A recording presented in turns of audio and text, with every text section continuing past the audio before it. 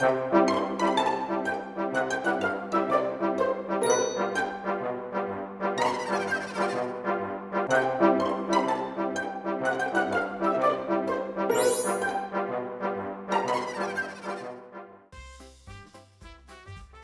I wrote a 20-page script delving into the RTD2 era.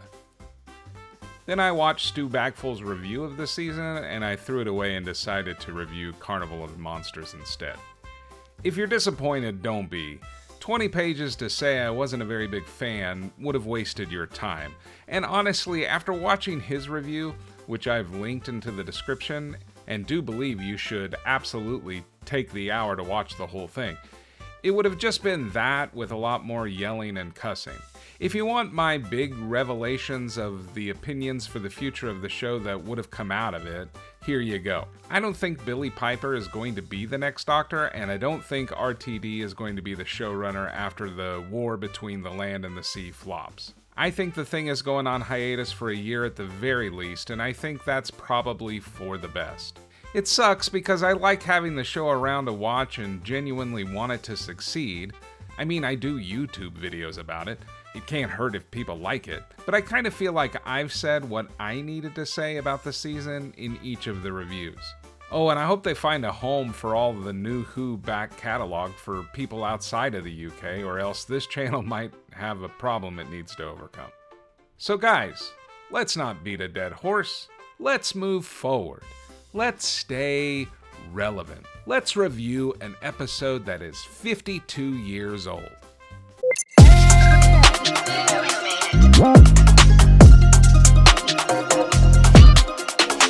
The great thing about being a fan of Doctor Who is there's no shortage of episodes to review, so I thought it'd be fun to review some of the classic episodes while we wait around for what the show is going to be doing in the future. Yes, I will be all about the war between the land and the sea when it comes out, but until then, let's turn back the clock and check out some classics. And if you would like to suggest an episode or a story for me to review, subscribe and add it to the comments, and I may pick it for the next review. Subscriber SD Harrison is the one that picked our episode this time, and actually it does seem very appropriate to review Carnival of Monsters right now because it too came right after the Doctor faced Omega, only that time slightly more interesting when Omega didn't have a head, and then the Doctor got the flux capacitor fixed so he can now finally time travel again.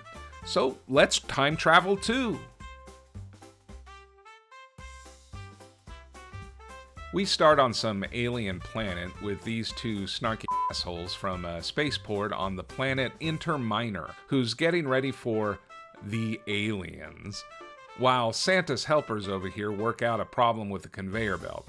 I'm not sure why these two idiots come out with the luggage, but they do, and I guess this causes a bit of an uprising with the luggage workers because this one starts taking off and gets his ass tuned forked. Bucktooth Iceguard over here is going to deal with the aliens, but then they remember that the world sucks now and the liberals have won and they have to allow aliens on their planet now due to politics. Jesus these liberals are gonna take our guns and our jobs next. When our two morons start undressing and getting our dunderhead guards all sexed up, they're gonna let them into the planet to, I don't know, fool them in 3-card Monty and let their men oogle girls with fringe around their tits. When these guards vote and say, nah, you guys suck, we don't do amusement on this planet so you guys can go bye-bye now. Meanwhile, the Doctor bitches at Joe that yes, he can program his ship, not steer, not pilot, program the TARDIS, thank you very much, he hasn't forgotten how, and the TARDIS will land precisely where he says it will, when the TARDIS lands on a ship in the middle of an ocean that was not at all where he was going for.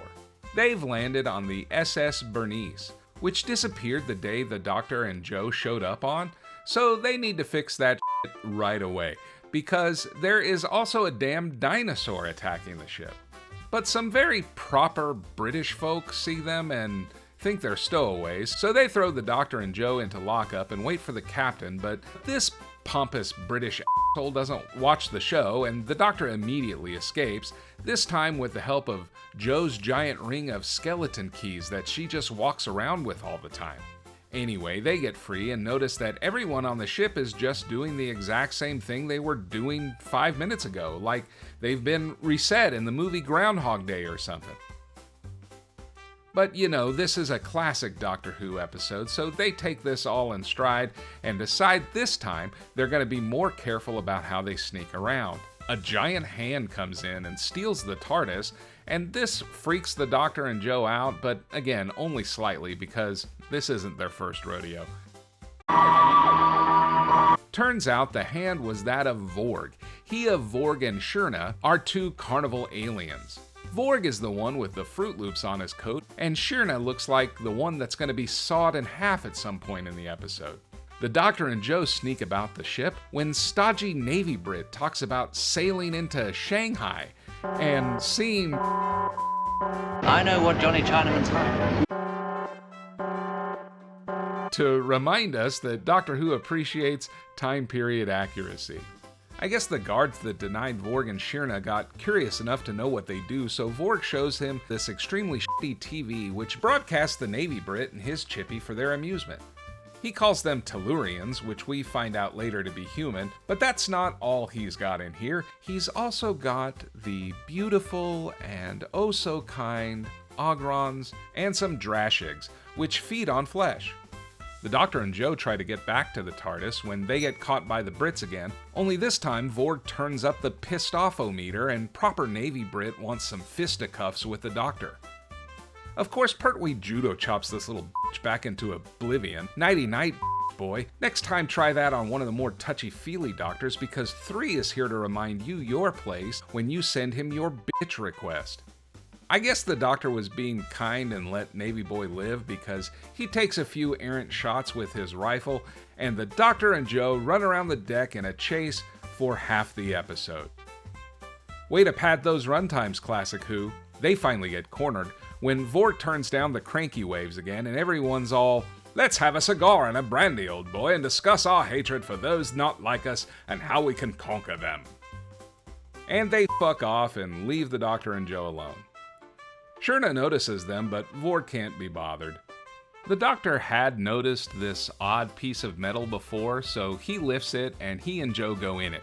This leads them into figuring out that they are inside this little machine, so they figure they must be tiny too. Meanwhile, Vorg's credentials turn out to be bogus, and because these little beings inside the TV machine are real, the miners are gonna have to kill them and bust the machine. Sucks, I know, but rules are rules. They start eradicating the machine, which causes an irritating noise and a red light where the Doctor and Joe are, but the miner's eradicator sucks and they get embarrassed because of it, and it's really only supposed to be able to be used on organic matter instead of tiny people machines, but our bitchy guards are satisfied that the organic matter inside the machine is dead, so who gives a fuck about the rest of it? The Doctor and Joe were hurt, I guess, but not killed, and we see that Vorg even has a Cyberman in here. Our guards are super pissed about these liberal policies that have now impacted defense spending, and there's gonna be hell to pay. The Doctor and Joe walk around in circles, and Vorg tries to get them out with a poker. The minor custom agents come back threatening Vorg because they figure the machine he has is now a transmitter. They can't find anything but a tiny TARDIS. It starts to grow because of air, I guess, and everyone freaks out. Nobody knows what to do, but Vorg assures everyone that the organic beings inside the machine cannot escape. The Doctor says, "Hold my beer," and escapes into the circuits where the Drashigs are. The Drashigs are actual kaijus, or the dinosaurs that we saw at the beginning, take your pick, and the Doctor and Joe's reaction to them are, well, you know, pretty tame considering. But it's fine because the Drashig f***s off following their back trail, scent rather than just eating them here. I imagine the Drashigs live a pretty hungry life with this hunting style. They run off while our intrepid miners wonder where Vorg got the scary Drashigs rather than, you know, immediately impounding the thing that they were unable to kill, and that one ambitious guard with the red hat gets an idea. The Doctor and Joe run when these 3 Drashigs pop up, about to eat them when the Doctor causes some explosions with his Pez dispenser Sonic. They escape and work out, as Joe very oddly puts it, in a peep show.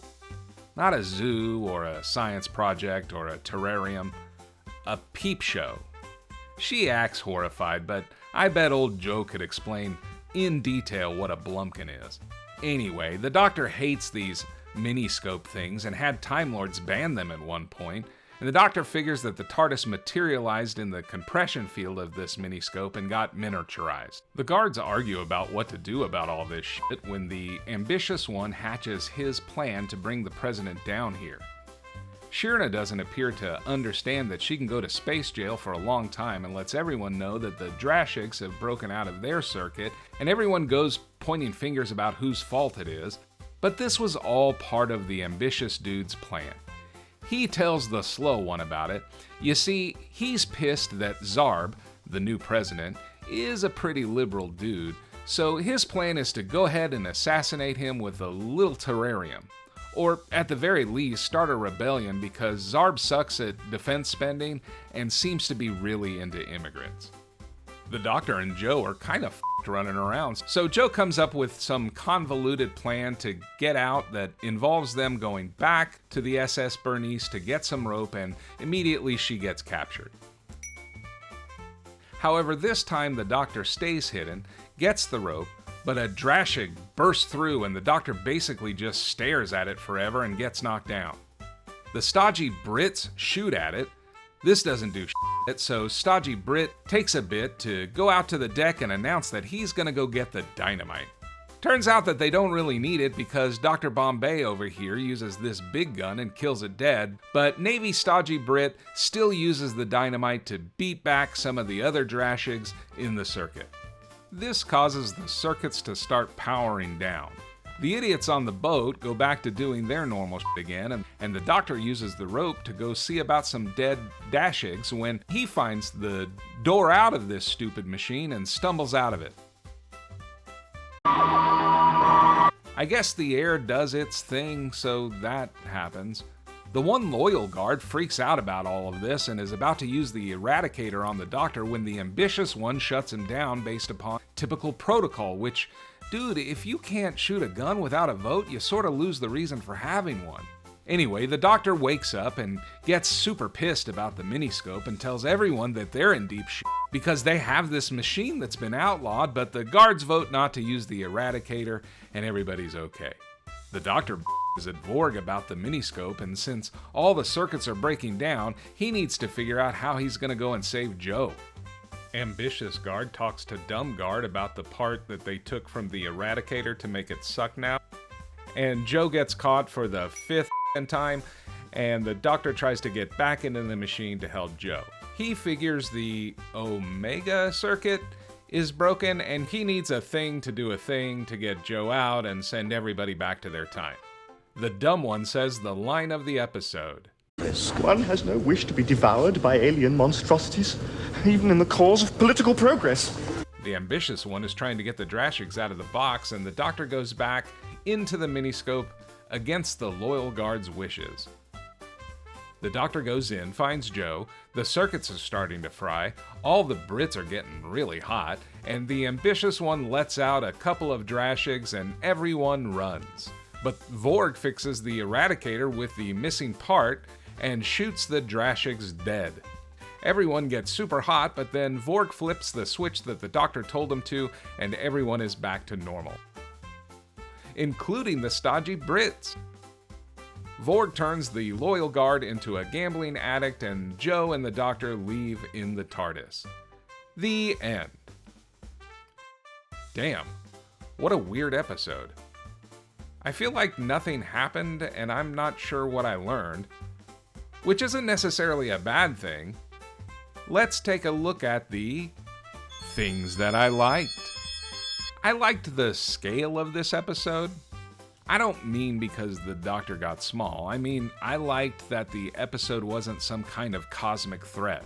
I'm not saying New Who does it ad nauseum, although it kind of feels like that, but it's nice to have an episode where if it doesn't go just right, the universe isn't going to implode, or a planet isn't going to be destroyed, or humanity isn't going to cease to exist. Sure, the Doctor quells a political rebellion on some isolationist planet, but The whole adventure amounts to some vagabonds with loud dress fucking around with shit they shouldn't be that messed up the Doctor's first ride after being grounded by the Time Lords.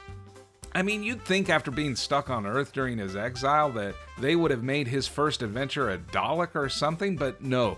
They make him miniaturized, dealing with a Land of the Lost type situation, while also sprinkling in some light commentary on immigration. Sometimes spending all your money to make sure Omega doesn't have a body can be a blessing in disguise and force you into something with smaller stakes. I liked that. I liked that about this episode. I liked the minor guards. These dudes were hilarious.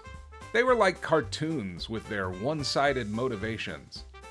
It really felt like Doctor Who writing to me to have one be the righteous one be the slow and dumb one, and the one whose paint doesn't quite reach his eyes be the conniving one. I know it may seem like lazy writing, but Doctor Who has always had that down to an art form. Their little politics and was actually the best part of the episode. I wanted to know more about why they hated their new President Zarb, why the little worker bees were trying to revolt, and this guy's insane plan to release a dish rag dinosaur on his own people to overthrow the government. His rebellion plan from hell sounds like a way more fun episode than the bored carnies and the thwarted political espionage episode we got. Things I didn't like.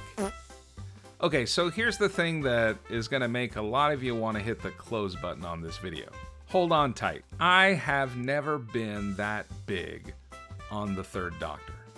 I know, but before you stone me, hear out my reasons. I do like him. I don't want to give the wrong impression. He's cool and dresses fucking fantastic and basically gives James Bond a run for his money. I get that. But I'm watching Doctor Who, not Secret Agent, man. It certainly isn't Pertwee's fault that he was the Doctor when they decided to make him stuck on Earth, so it isn't anything that could be controlled, but the other thing that kind of drives me nuts about him is how fucking condescending he is.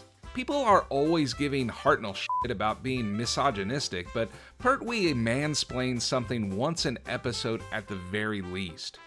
I'm not against the Doctor being a prick. I actually like it most of the time. It just has always grated me that Pertwee can get away with being one of the smuggest assholes on the planet to not only his companions but to government entities, and he's never really fully challenged on it or given a comeuppance when he's wrong. Even when others are calling him out on his bullshit, he always comes off as super suave. Here he even gets all shitty with Jo because she just wants to make for sure he still knows how to drive the damn thing, and he takes the TARDIS into a compression field and doesn't even know that he did it. Yeah, he pulls off post-World War II dad energy and looks like he smells like a combination of Brute, Old Spice, and Lagerfeld all rolled into one uniquely manly smell. But his cape and his car and his mansplaining all get on my nerves. He's a fine Doctor and all, he's just my least favorite. After 13. This story isn't really saying anything. I'm not sure Barry Letts and Bob Holmes knew what they were going for with this one. So we got political strife happening on a planet that has traditionally been more of an isolationist planet. The first two visitors they get are these two idiots, and they have their little miniscope. The TARDIS gets into the machine, it goes haywire, the Doctor and Jo run around like little gremlins in the system, the ambitious guard and the dumb guard decide to use this misfortune as a moment to start a rebellion by disabling their organic melter machine by taking some piece off of it. And when the Drashigs get out, Dip runs, and Fruit Loops over here just knows exactly where it goes and shoots the Drashigs dead. Then Cheerios starts his carny shit with the last loyal guard and gains entry into Inter Minor. So, what was the message here? Grifter's gonna grift? Being a trickster is better than being a politician?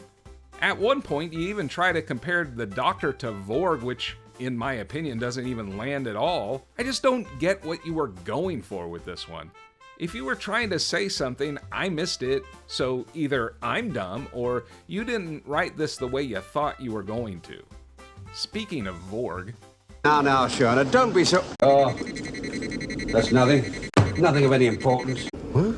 Oh, really, sure. I mean, something wrong. I mean, Barbarians. My assistant is an imaginative... Quiet! How can I? Oh, some insignificant electrical matter. Switch on the circuit, my dear. This dude's energy level throughout the story is just so damn annoying. Look, actors make choices, I get that. And this episode is older than me, so maybe grunting came off as super suave back in the day. But at no point in this episode did it feel like Vorg wanted to be there or wanted to participate in a damn thing that was going on. It's weird for me to find myself annoyed at someone acting this way because normally I would just find it hilarious and wait for the next time they acted dumb and laugh uncontrollably. But this dude just rubbed me the wrong way. Like this woman that he's got dressed up like she should be oohing and awing over his next magic trick points out over and over again that something is wrong with the machine, and every damn time he just grunts that it isn't happening and can't be bothered. Which is kinda funny in a way, but at one point he's just even laying down. Dude, you can't be dressed with an invisible hat, that cereal looking coat, that hair and mustache, and not expect me to expect you to be a little more lively. Your packaging didn't fit. Things I didn't understand. Man, you three dudes are morons. You're supposed to be monitoring this transport ship for aliens. You know that there is an alien on board, and for some reason you treat these two, which by the way you didn't know were stowaways, like they're villains the second that you see them. What are you guys, from America? I mean, I know these two are illegal and aren't supposed to be there and all, but what about the alien you were supposed to meet? What happened to that alien? I guess they're just tiptoeing through your planet with God only knows what produce and bugs that aren't germane to your region because you three dunderheads couldn't simply arrest and detain these two morons who only had a professional wrestler's paperwork in their hands. No, you needed to interrogate them on a platform of a ship while they openly showed you their terrarium of alien life, and you idiots just openly gawked at it rather than immediately jumping into hazmat suits and poking these carnies with cattle prods toward their holding cells. You custom agents need a little bit more training because Vorg later explains how dangerous the Drashigs actually are, how they ate an entire spaceship and all, and you guys just stand there peeing your pants rather than hitting whatever alarm bells you got in the minor customs office. Right, hang on a minute. Let's take a look at the plan. Right. Wait, what the fuck is this? What is he looking at? Okay, so Joe gets all sad because they're being chased by the Drashig and they can't go forward because of the hole. The doctor offers no real help here, saying there is a solution, they just have to think about it non-linear, so she does, says they need to go back to the SS Bernice, get some rope and shimmy down the hole for the full mile that they're gonna need to do that, and the doctor just kind of agrees. All good so far, but then the doctor pulls something out of his coat and says, "All right, let's look at the plan." They look at it, and the doctor says, according to this plan, there should be a way back to the ship just around the corner. Now, what the fuck is he looking at? What are you reading? What plans? When did you have the blueprints for this circuitry to this machine? You just f***ing said in the last episode. Well, can't we just find the way out? We could try following this circuit. Probably run for miles. Dude, where the f*** did you get this? Have you had this the whole time? If so, why are you two blundering around finding deep holes while trying to escape Drashigs when you have plans?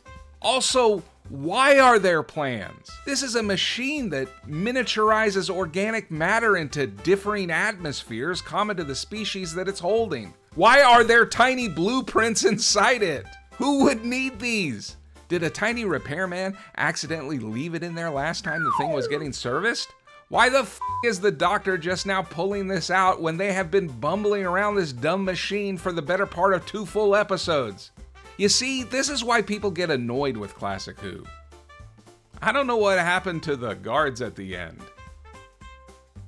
You know, maybe I'm dumb, and mind you, I'm writing and recording this prior to having watched it again for a 3rd time during video editing, so if I missed it, I'll point it out here, I guess, but what the hell happened to the ambitious guard? He runs off and gets chased by the Drashig and I guess gets killed? I mean, this shot kinda shows that he was, but I wasn't at all sure about it. But what happened to Dumbo? Dumbguard is nowhere to be seen after he runs off, and then after two f***ing sea monsters show up at your customs office and are shot dead by an immigrant in a clown outfit whose sea monkeys have been growing to life, and your annoying coworker just got eaten. And then you play find the ball and become a gambling addict? I don't understand how we got here. We just were getting somewhere after watching the Doctor and Joe wander around some hallways for 3 episodes. No, I'm not gonna pick on the awful design of the Drashig. I have other things in store for... Nitpick Corner!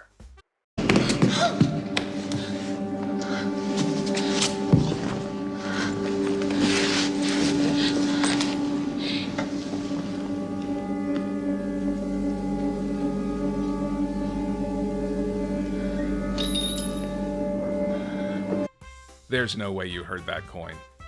Look how long this coin takes to drop to the bottom.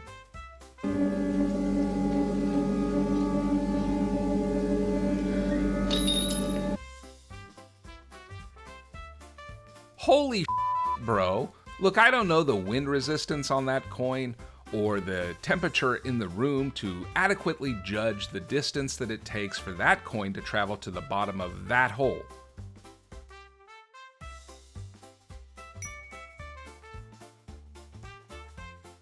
But if the speed of sound travels at 443 meters per second and it takes half the time for the sound to travel back up, there's no way you heard that coin.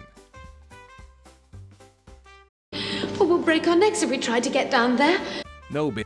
If you fall, you'll reach terminal velocity at around 450 meters, hit the ground, and splatter into goo. In doing my research for this review, I've seen where some point out that if you delve a bit deeper into the story, you get some meta commentary on how the viewer sees Doctor Who, because Vorg and his assistant mirror the Doctor in a lot of ways, and we see into the story like a miniscope and blah blah blah blah blah blah blah. And maybe there is something there. I don't really pretend to be that smart, but if you're intending to have that kind of commentary in an episode like this, you need to be a little less subtle for the dum-dums like me to get it. I give Carnival of Monsters a 3. I appreciate it wasn't another episode set on Earth after all the time that it had been, and I liked the Inner Minor guys, but everything else was sort of pointless with nothing to say. I know there's a lot of people that find this story brilliant, and if it worked for you, awesome. Maybe I'm just too dumb to get it. So, this was a bit new. I mean, sure, I've done episode reviews past their prime before, but this one was really from the vault. Did you guys like it and want to see more? Share your thoughts in the comments. Also, we have had an influx of new subscribers recently, bringing the tally to 86 subscribers to Salty Ham as of the writing and recording of this script. We welcome you into the ground floor of a YouTuber that kinda does the same thing that everybody else does, but whose personality suits your style. You, my friend, have entered a safe place. But I'm gonna need you to like my videos and leave comments. I don't know you're alive otherwise. So I have an interesting thing for us to watch next time. Not Doctor Who related, and we may just check in on this series for a review from time to time because it is magical. I want to talk to you about a plant. Has a Spanish name, and it's getting in the way of my teaching. It's called marijuana. All right. Marijuana. Hey, what's that? Another new girl in school, Doug? If you haven't subscribed, please do it. Even if you're not into Doctor Who, this might be your thing the next time. Your assignment is to watch the next thing that we're going to review, and I have added the link in the comments. So please, go watch it, and it'll be fresh for next time. And as always, ain't no party like a salty ham party, because a salty ham party is mandatory. Okay, I feel like shit about the stuff I said about number 3. God knows I love him. I love every Doctor. I just didn't like the Earthbound Exile story. I love you, Pertwee. You'll always remain amazing. And I bet you smell fucking manly. High Karate, the brisk splash-on aftershave that smooths and soothes and cools. High Karate, aftershave, cologne, and gift sets. High Karate, be careful how you use it.